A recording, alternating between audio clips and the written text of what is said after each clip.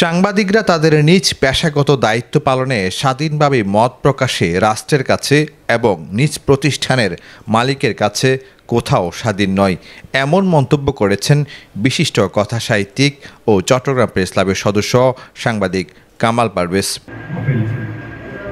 এ সময় তিনি সকল সাংবাদিকদের একত্রিত হয়ে ঐক্য গড়ার আহ্বান জানান। আর তা না হলে ভবিষ্যতে এই পেশায় বারবার লাঞ্ছিত হওয়া ছাড়া কিছুই পাওয়া যাবে নাও বলে উল্লেখ করেন তিনি।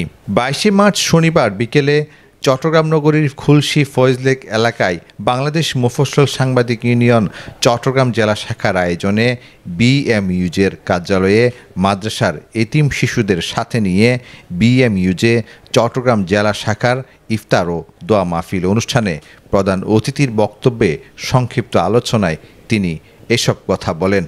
বাংলাদেশ মুফস্বল সাংবাদিক ইউনিয়ন চট্টগ্রাম জেলা শাখার সভাপতি শহীদুল ইসলামের সভাপতিত্বে এতে প্রধান বক্তার বক্তব্য রাখেন বিএমইউজের কেন্দ্রীয় সাংগঠনিক সম্পাদক সোহাগ আরফিন। অন্যান্যদের মধ্যে বক্তব্য রাখেন দৈনিক কালের প্রতিচ্ছবির পত্রিকার প্রকাশক ও সম্পাদক হাসান আল মামুন, দৈনিক স্বাধীন সংবাদ পত্রিকার উপদেষ্টা সম্পাদক নুরুল আফসার তহিদ, অতিরিক্ত জেলা ও দায়রা জজ আদালতের পিপি আবু বক্কর সিদ্দিক সহ অন্যান্য সাংবাদিকরা। ইফতার মাহফিলে দোয়া ও মোনাজাত পরিচালনা করেন নুরানি মাদ্রাসা কমপ্লেক্সের শিক্ষক কারি মাওলানা হাফেজ মোহাম্মদ শহীদুল ইসলাম। এতে মাদ্রাসার 100 জন শিক্ষার্থী ইফতার মাহফিলে অংশগ্রহণ করে। নিউজ ডেস্ক, প্রতিদিনের কাগজ, চট্টগ্রাম।